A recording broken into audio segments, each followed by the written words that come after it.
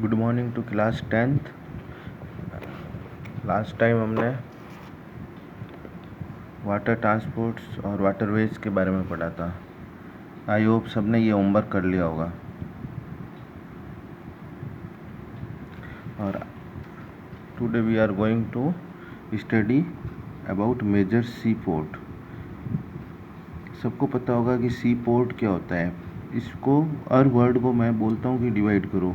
सी मतलब समुंदर, पोर्ट मतलब जहाँ समुंदर का सामान को रखा जाता है, गुड्स को from one place to other place रखने के लिए। जैसे घर पे या कोई बिजनेस में रखा जाता है उसको गोडाउन बोलते हैं, फैक्ट्री में होता है तो उसको फैक्ट्री बोलते हैं, लेकिन जहाँ समुंदर के पास में या पानी के पास में होता है उसको सी पोर्ट बोलते हैं।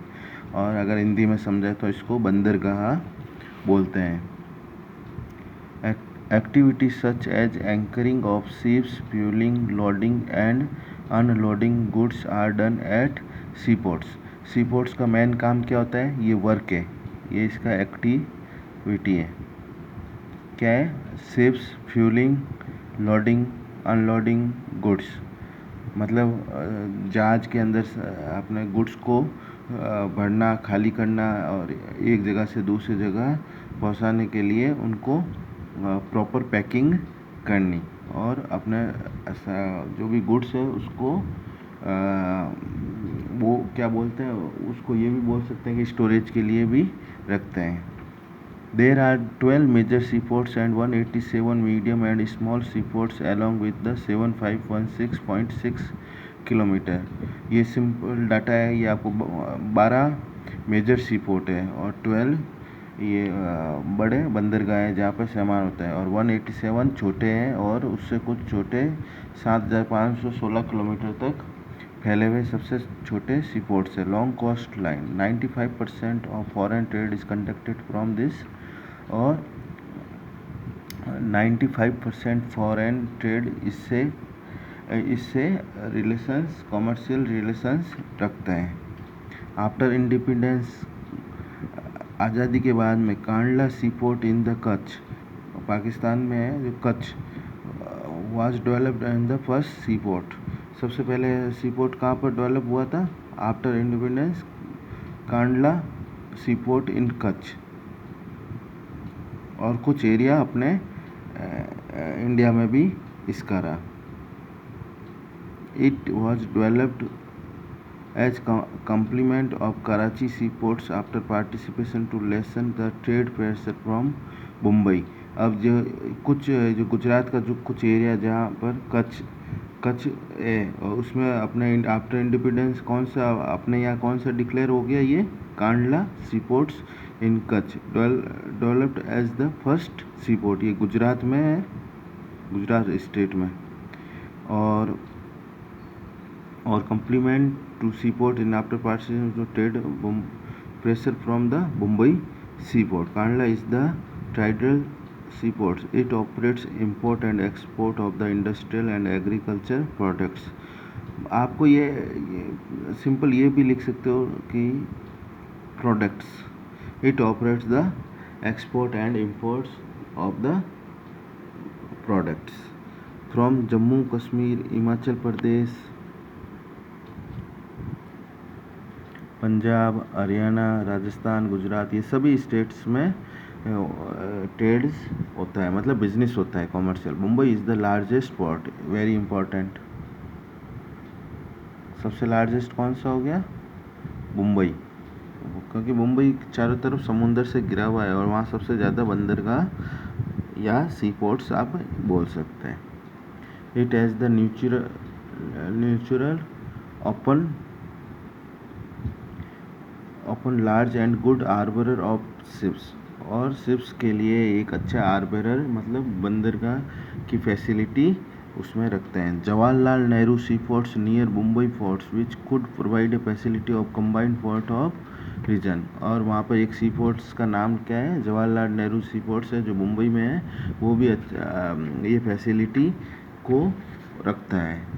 मार्मोगोवा is the important sea port for the iron ore, और ये जो मार्मोगोवा जो सी पोर्ट्स है वो इम्पोर्टेंट किसके लिए है? वो ओनली कौन सा गुड्स गुड्स को ट्रांसफ़र करते हैं, ओनली आयरन आर को एक्सपोर्ट करते हैं, मतलब इंडिया से बाहर इसको भेजते हैं, जहाज के थ्रू एक कंट्री से दूसरी कंट्री जाते हैं। About 50% of iron ore of the country is exported from year.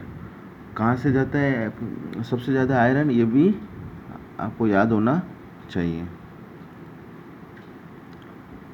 Karnataka export iron from its Kudremukh mines, ये एक माइंस का नाम है कंद्रामुख, और वहाँ से ये एक्सपोर्ट्स होता है।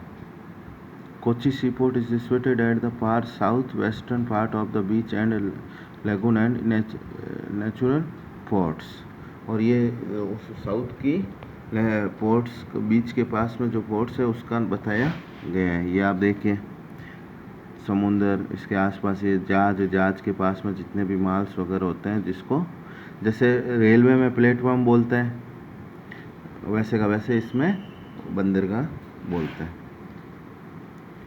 ट्यूटिकॉर्न sea ports is the south eastern coast in Tamil Nadu, Tamil Nadu के सी पोर्ट्स का नाम। It is the natural harbour and hinterland is the also very rich, और इसके काम के लिए जो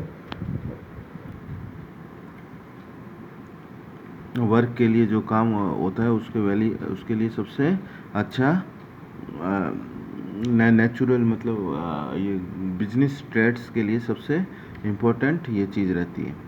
it operate trade different goods of the Sri Lanka, Maldives, coastal regions, ये अलग अलग कंट्री में जाता है। Chennai is the oldest port, ये आपको भी याद होना चाहिए।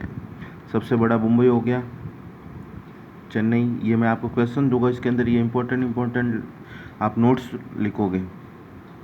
And Visakhapatnam is the best natural port of the, natural कौन सा हो गया, Visakhapatnam. Ships are the built and repaired here. Chennai is the second largest port, और सेकंड लार्जेस्ट भी है, पहला मुंबई, सेकंड चेन्नई।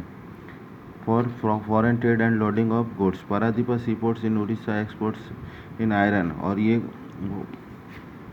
ये जो सी पोर्ट्स है उड़ीसा में, ये भी एक्सपोर्ट करता है। Kolkata is an international river port, it is situated on the bank of Hooghly rivers 148 kilometre away from the sea coast, और ये जो हुगली रिवर्स के किनारे से 148 किलोमीटर पे ये सिचुएटेड है। It has to be cleaned regularly and it is the tidal ports, and there is the constant deposit of the sand at the bottom of Hooghly River. Haldia Port has been developed as the second seaports and reduce the increased pressure of trade and Kolkata ports. Haldia has well-equipped coast and oil container. There is no waterway in Rajasthan due to absence of, और अपने राजस्थान में कोई भी तरह के sea ports नहीं है, क्योंकि यहाँ पे नदियाँ फ्लोइंग करती है, और इसके लिए इसमें फ्लोइंग नदियों का फ्लोइंग बहुत एब्सेंस है, मतलब जब नदियाँ नहीं है तो पोर्ट भी कहाँ से होंगे। Kandla and Mumbai are the ports closest to the Rajasthan, और गुजरात का और मुंबई का जो ये राजस्थान के सबसे नियर में रहते हैं। और आज के लिए जो ये होमवर्क आपको लिखना है, एक तो आपको ये इसके सब इम्पोर्टेंट पॉइंट लिखना है 1 to 10 only, 1 to 10 only 10 point लिखना है। और राइट अबाउट सी पोर्ट में आपको इम्पोर्टेंट 10 लाइन्स लिखनी है। इसमें ऐसा नहीं कि फर्स्ट 10 लाइन लिखना है, सबसे बड़ा, सबसे ओल्डेस्ट और आयरन ओर्स के लिए क्या इम्पोर्टेंट, ऐसे करके 10 लाइन्स आपको इम्पोर्टेंट नोट्स बनाने हैं। आज के लिए इतना ही होमवर्क, नेक्स्ट टाइम आपको एयर ट्रांसपोर्ट्स में पढ़ाऊँगा। Okay, thank you.